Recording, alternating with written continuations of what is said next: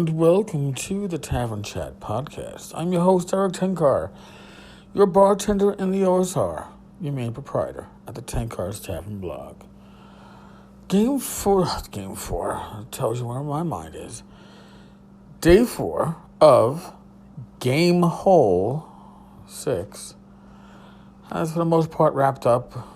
It's about 4:35 in the evening. Frog God's table has been taken apart and taken down. Everything's packed up. The Rapid-Athic 3D dungeon has been broken down and packed up. Rich and I are in our hotel room. I'm like recovering from the con, I guess you could say. I don't know if you hear it in my voice, but my voice is a little hoarse. It was an excellent con. There are always some things can be done better. I think that if I had to recommend anything, it would be for the dealer hall, which is also where Artist Alley is. And it's a huge hall. And actually the hall is divided by curtains from, I guess it was wargaming on the other side. My suggestion, and listen, what the fuck do? I don't run conventions, but to get more traffic into the dealer room, especially more traffic into Artist Alley, which a lot of people were not going to the far end of it. I saw that when I went down. I got pictures I took. Terry Pavlett, Doug Kovacs, Jason Braun. They were some of the artists that were at the end, along with, I think, Jeff Easley. And I don't think that many people were getting down to... When you see it's a dead end, or it appears to be a dead-end corridor, people don't want to go down it. So my suggestion would be to increase traffic for the dealer hall and for Artist Alley is to open up the dealer hall directly to the wargaming area. I mean, not for nothing, people were cutting through that anyway. They were pushing the curtain aside to cut through. Why not just make it the way it is, man? Why not just encourage people to cut through the dealer room to get to the wargame? Because you know what? You'll increase the traffic in the dealer room. You'll increase the traffic if you open up Artist Alley to the wargamers.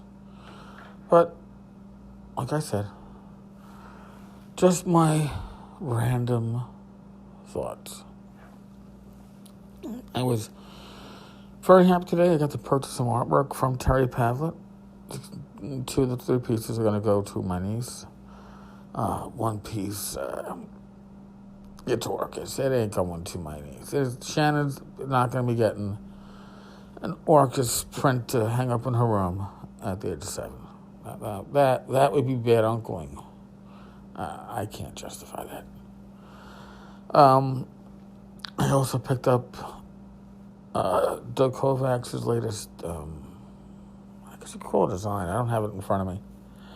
It's in my bag, and I am just too fucking lazy right now to get out of this chair. I am tired. But, Doug has, as always, good stuff. And some of his work, I took pictures of it. Oh, my God. There's going to be blog posts galore following up on Gamehole, because the work that Doug and Terry and Jason do for the OSR, you can't match it. They've all got their own different style, and all their stuff is amazing. If I come into a nice amount of dollars from free monies, I'm going to spend it on some good art from my favorite artists, and get some original art pieces up on the wall. I have some from over the years, but I gotta frame that shit, and I ain't done that yet. So, what would I tell you if I had to rate this con? Probably the most organized con I've ever been to, and I said that last year too. Alex Hammer runs an amazing con. I don't want to say it's like clockwork, because that sounds boring. This is a very exciting convention, but It is very well organized. The man might be the most organized man in America, beating out Mike Battleotto for the title. Oh my God. Can you believe that? The horrors. So, Rach and I will be here tonight. I'll probably go down to the hotel's socializing hour, whatever they call it. It's free beer. Free beer. You can't go... Well, I guess you could go wrong with free beer, depending on the beer. But, Miller Lite. Not too bad. And probably something to snack on. And then we head home tomorrow. So, figured tomorrow, podcast will go up in the evening. We'll arrive in New York shortly after 3 p.m. if all goes well. So far, coming out was late, delayed, so we'll see if going home had the same problem. But otherwise, figure podcast up around between 6 and 8 p.m. Back onto more normal content, not Gamehole related. Not that it wasn't fun doing Gamehole related content for 4 or 5 days. It was, but time to go back to the regular podcast. That being said, now do people ask me about, Gail Gygax? Yes. Did they ask me about Garrett Sharka? Yes. Did they ask me about Ken Whitman?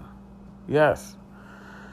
There's always stuff that it'd be like, not totally behind the scenes, but other stuff beyond what reaches the blog or the podcast. So maybe I'll do some of that as a catch-up this week, too.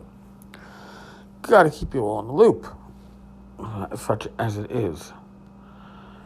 All right, folks. I am tired. Maybe I need that beer now to wake me up. That might be an oxymoron. Beer doesn't wake you up, but who knows? Maybe it will. As always, thank you. Thank you for listening. Thank you for stopping by. If you stopped by the booth or caught me in the hallway and shook my hand, or in some cases gave me one of those manly hugs, you really did make my day. Thank you. Sometimes you just hear the negative voices in the wilderness, and they get you. So it's good to recharge your batteries sometimes, and conventions like this are amazing for that. So, God bless. Be well. Roll high or low, however you may need, and I will talk with you all tomorrow. Later, folks. Thanks again.